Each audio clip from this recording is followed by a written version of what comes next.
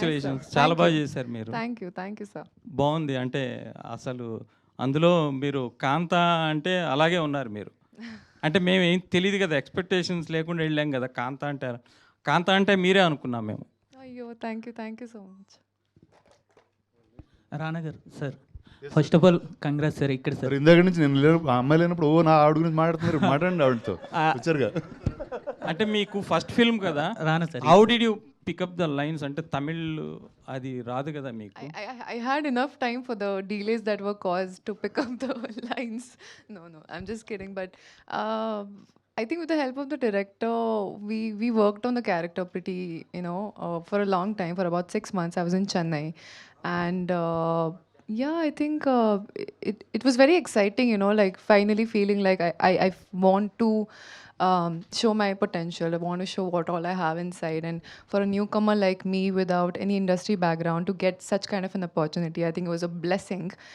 And to finally get that opportunity, you have to give your 100%.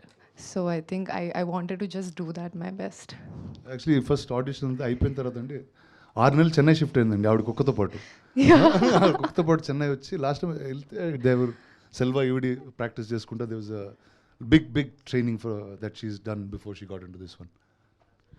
Rana garu sir, first of all congrats sir. అసలు acting అయితే చింపేశారు. ఇంకా అంటే ఒక 40 years back అనేది ఈ యాక్టింగ్ అసలు చాలా డిఫరెంట్ ఉంటుంది సార్. ఇప్పుడున్న జనరేషన్ కన్నా అప్పుడు యాక్టింగ్ అనేది చాలా డిఫరెంట్ ఉంటుంది. దాని గురించి ఎలా మీరు ప్రిపేర్ అయ్యారు?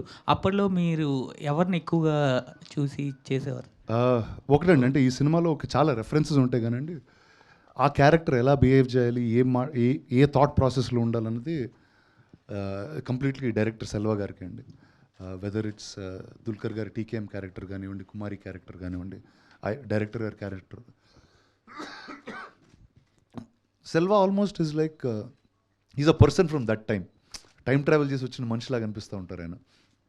అండ్ నాకు గుర్తుంది, నేను షూట్ చేయడం స్టార్ట్ చేసినప్పుడు కూడా ఆయన నేను కొంచెం సీరియస్గా అది చేస్తూ ఉంటే, అన్న నీకు ఏ ఎమోషన్ లేదన్న వీళ్ళ మీద, ఎందుకు ఎంత రెస్పెక్టబుల్గా బిహేవ్ చేస్తున్నావు, వెళ్ళు అరువాడిని తిట్టాడిని, ఎందుకు ఆయన ఎందుకు అన్నా వాడు వీడన్ను. So he was in that tone. So he decided that ఇప్పుడు ఫీనిక్స్ అనేవాడు ఆ టైంలో ఉన్న ఒక బ్రాష్ ఫెలో, ఎవరికి రెస్పెక్ట్ ఇవ్వన ఇంట్లో బ్యాడ్ ఫెలో ఈడు అంటారు చూడండి, అలాంటి అతన్ని డిటెక్టివ్ చేద్దామని he fix. So I think he was very clear about how each of us had to perform. Hi Bhagyashree. Hi. Yeah. Hi. Congratulations. Thank you. For the first blockbuster. Thank you. Yeah. అంటే బేసిక్గా lines pickup చేయడం లేదంటే అదంతా కూడా డైరెక్టర్తో కలిసి చేసుకున్నారు, అది okay. But అప్పటి హీరోయిన్స్ ఎలా ఉండేవాళ్ళు, వాళ్ళు ఎలా బిహేవ్ చేసేవాళ్ళు, వాళ్ళు ఎలా యాక్ట్ చేసేవాళ్ళు, కళ్ళతో ఎక్కువ యాక్ట్ చేసేవాళ్ళు. సో మరి అవన్నీ వాటికి ఏమైనా రెఫరెన్స్ పాయింట్ ఏమైనా ఉందా, లేదంటే జస్ట్ డైరెక్ట్ చెప్పింది చేసుకుంటూ వెళ్ళిపోయారా? అంటే కుమారిలో ఒక్క రెఫరెన్స్ లేదు, but 1950s heroine, I think I did watch a lot of films of Savitri Garu, Sridevi Garu, and many other films of those times.